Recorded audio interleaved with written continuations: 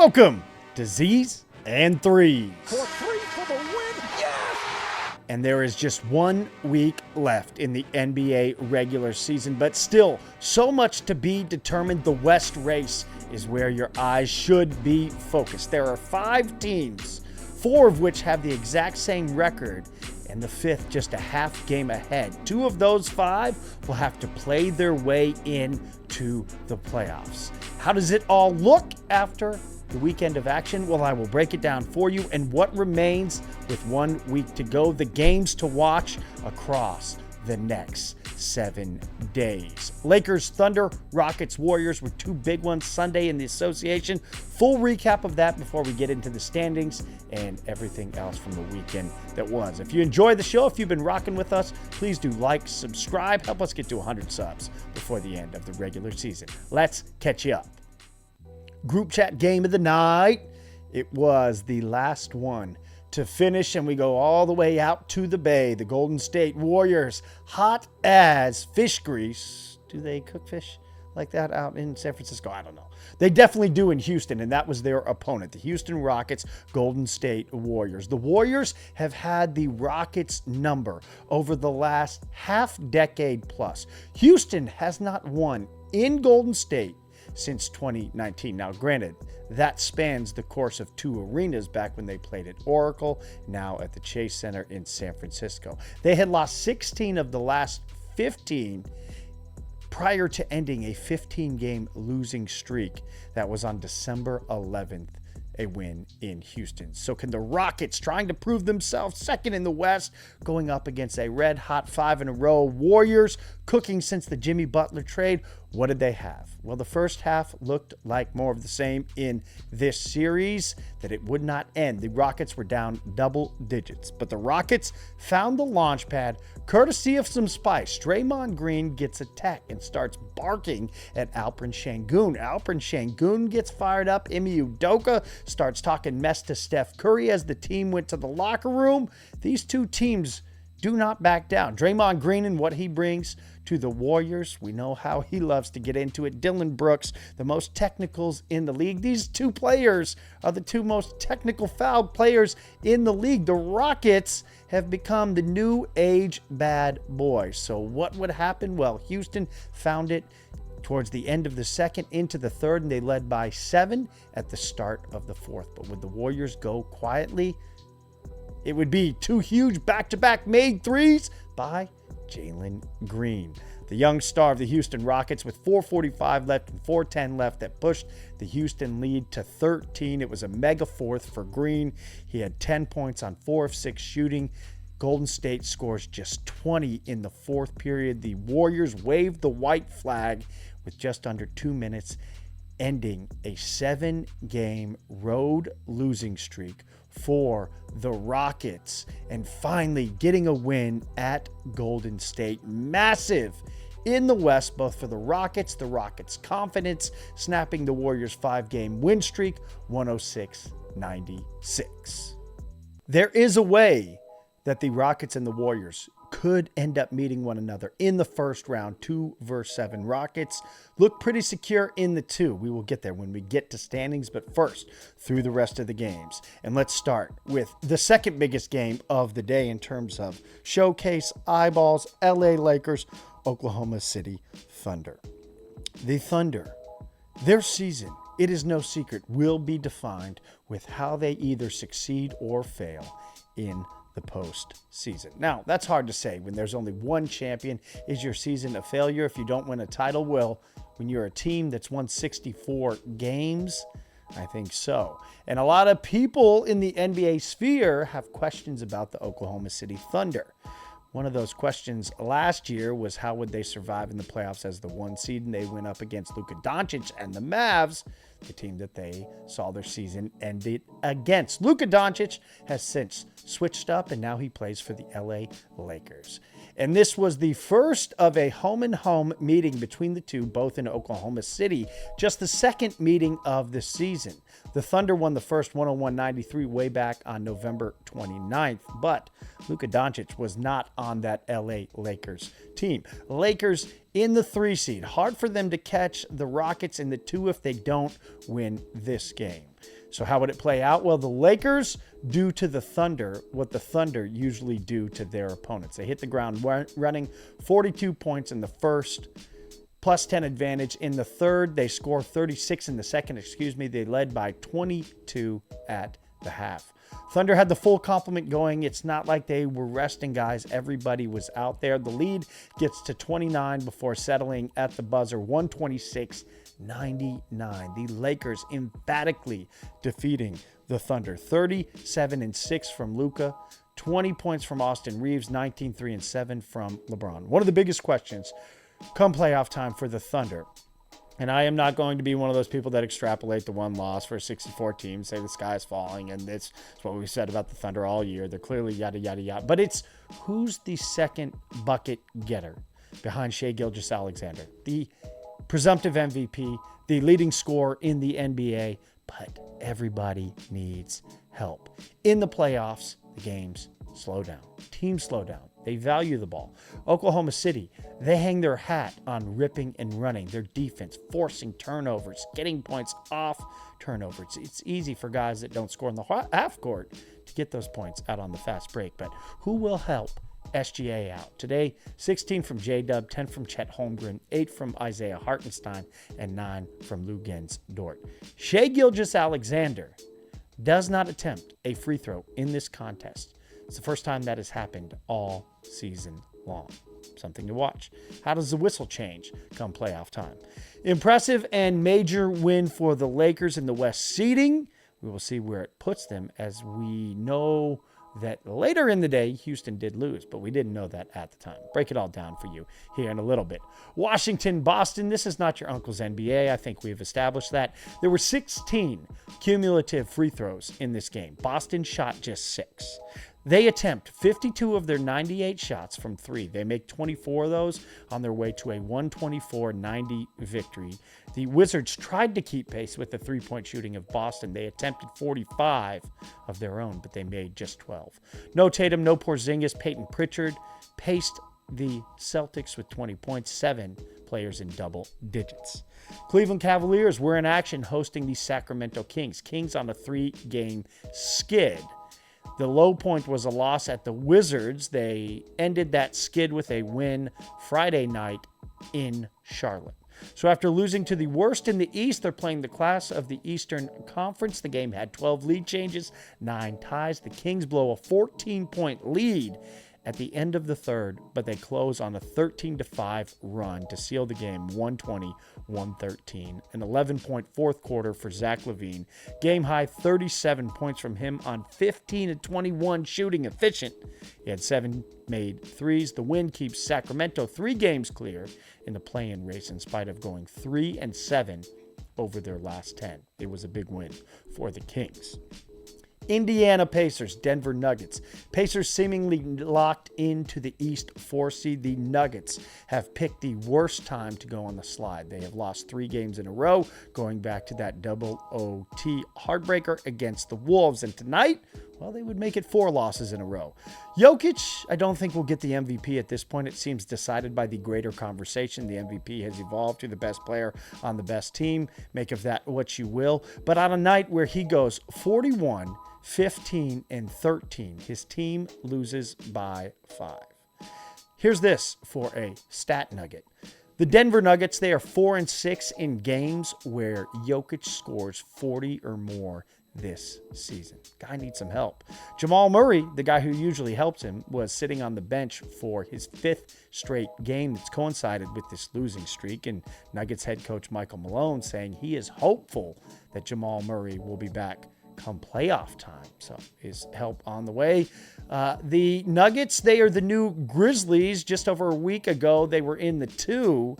Now on a slippery slide down the West standings. They could end up in the play-in. Just 9 points from Tyrese Halliburton, but he gives out 14 dimes, 24 points for Miles Turner. Hook 'em Horns. All right, handle your business games. The Phoenix Suns at the Garden to take on the New York Knicks. And the big news for the Knicks, they were welcoming back their captain, their point guard, Jalen Brunson. Unfortunately for the Suns, they could not say the same about welcoming back Kevin Durant, and it showed in the scoring for Phoenix. A back and forth first quarter. The Knicks ran them after that. They led by 19, hold the Suns under 100. Knicks winning 112-98. The Suns go an abysmal 4 of 34 from 3 in an NBA game. These are NBA players. 34 attempts, they made 4 of them. 15 points on 3 of 9 field goal shooting across 34 minutes for Brunson in his return, trying to ramp up for a Knicks playoff run. Game high 32 points from OG Anunoby. The Knicks look locked into the 3 seed in the East. The Suns' play-in hopes are in the twilight hour. Milwaukee Bucks, New Orleans Pelicans. No Giannis, sitting out with a shoulder ailment. The Bucks having won their last 3 courtesy of his unreal, remarkable play. His averages across those 3 games, 36 points, 12 rebounds, 13 assists, a steal, and nearly a block. And he's shooting 83% from the charity stripe. Could his team pick up the slack against the lowly Pels? They would indeed. 29 points from Gary Trent Jr., 20 from Kevin Porter Jr. Bucks get their 4th win in a row, 111-107. Play-in posse games. Chicago Bulls, Charlotte Hornets. Bulls back on parade. Winners of their last 2. As they do in their wins, they use the 3-ball to exterminate the pesky Hornets. 16 of 26 from deep. Double up the amount of makes of Charlotte. Another heater from Kobe White. 37 points on 12 of 16 shooting. 3 in a row for the Bulls. Charlotte just counting the days to the offseason.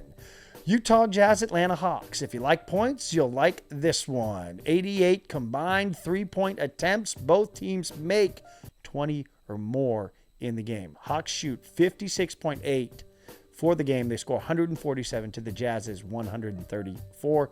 Trae Young, 23 points, 15 dimes. 27, 12 rebounds from Onyeka Okongwu. Lottery land, 2 games to get to. San Antonio Spurs, Portland Trailblazers. The Blazers saw their play-in hopes ended Friday with a loss at the Bulls. 2 teams playing for pride, showcase of their young talent. Portland wins the battle, 120-109. 23 for Tumani Kamara. Danny Advia did not play this one. 21-10-6 from Shaden Sharp. 22-7-5 from the Spurs' Steph Castle. Definitely 2 teams to watch for next season. Toronto, Brooklyn, the Raptors run them. Biggest lead was 23. The final 120-109. 8 players in double figures for Toronto, 8 for the Nets. Game high from, yes, you guessed it, Jonathan Mogbo, 17 points. Okay, here's what you've all been waiting for, the updated standings, how it all matters. Let's start top of the table. Thunder Cavs, best record in the league. Both losing keeps Oklahoma City their lead at 2. Both teams with 4 games left. In the West, the Rockets win, and their 3-game win streak clinches the Southwest Division, and it gives them some breathing room. 3.5 games over the Lakers. The only way that the Lakers can catch them would be winning out and the Rockets losing out. That would include a head-to-head between the two on Friday in LA. A Lakers win would secure the head-to-head tiebreaker at 2-1. Both teams would finish with 51 wins. That is the Lakers' only path to the 2 seed. Houston's remaining 3 at the LA Clippers, at the Lakers, and against Denver. The worst that they can finish is in the 3, currently sitting at 51 wins. So Houston has handled their business, but I would assume that they want to stay in the 2 seed, be on the other side from Oklahoma City. Lakers, they are a game and a half ahead of the Nuggets, and they would have the tiebreaker by virtue of winning the Pacific Division. The season series head-to-head is split. Lakers' remaining schedule at Oklahoma City, at Dallas, in Luka's return to Dallas, the aforementioned Friday game against Houston, and at Portland to close out the regular season. Here's where it gets really complicated and very interesting. 2 of these 5 teams will end up in the play-in. Denver, the LA Clippers, Golden State, Minnesota, and Memphis. Denver is currently atop the table as they have played one more game than the other four, and they have won one more game. They are 47 and 32. The other four, Clippers, the Warriors, the Wolves, and the Grizzlies, are all 46 and 32. So Denver, their path, it's easiest to look at it this way, to 50 wins. They have 3 games left. At Sacramento, Memphis at home, and at Houston to close out the regular season. Clippers, they have won 4 in a row.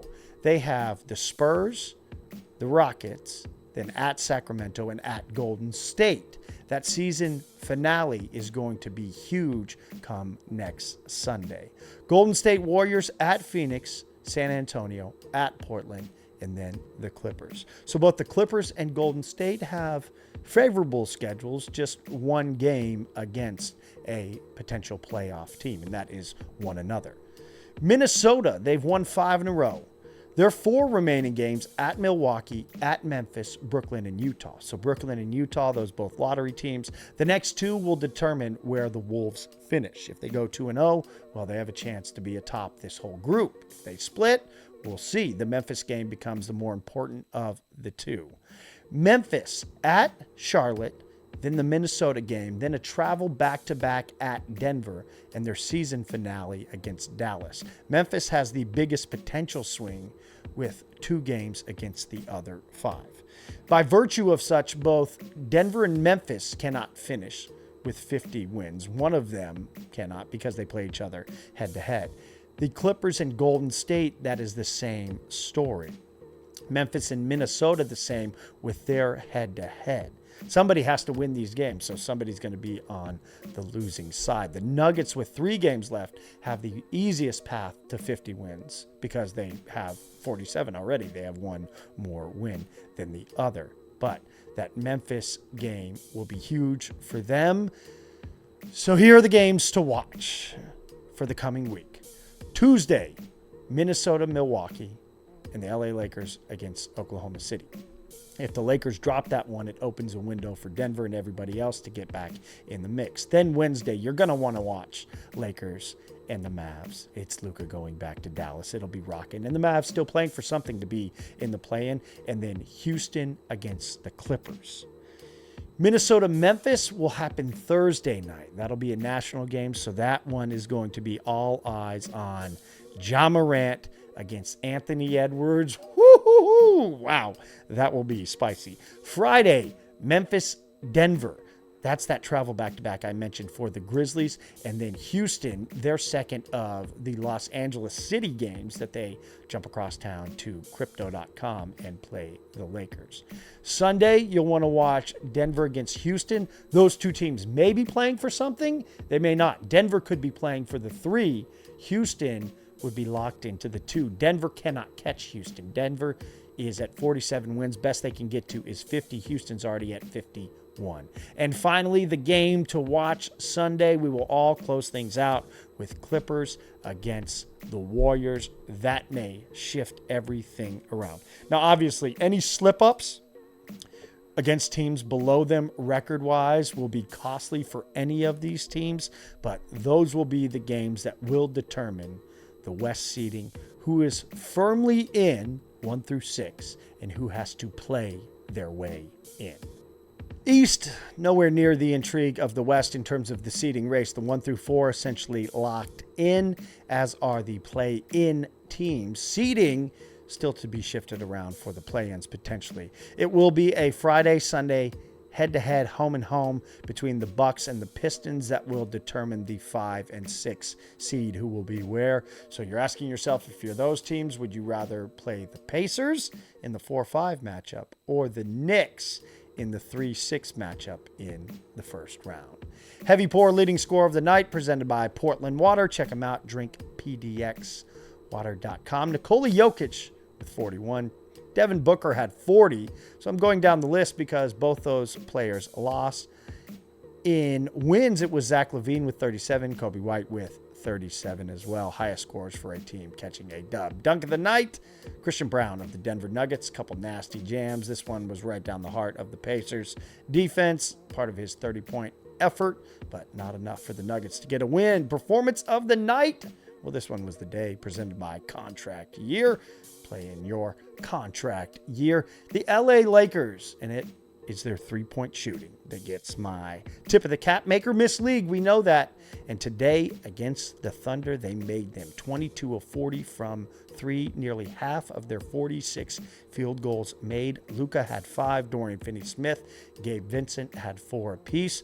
When you make them, well, you got a great chance to catch a dub in the NBA these days. What to watch? Well, Monday night, the NBA goes a little quiet, just 2 games, as the NCAA National Championship game taking place. Duke fans, how you feeling? Sorry, got no love lost for Duke. Was a Maryland fan growing up. Sacramento, Detroit, Sixers against the Heat. Not really competing with the title game. Who you got? Gators or the Cougars? Season 3s, we're taking the night off. We're going to watch the national championship game as well and gear up for a wild week to close out the regular season. 10 games apiece on both Tuesday and Wednesday nights. The whole league is in action Friday and Sunday as well to figure out this playoff mix. Gave you the games to watch. If you miss any of them, as always, Season 3s, we got you. Hope your week gets off to a great start. We will see you back on Wednesday. Peace.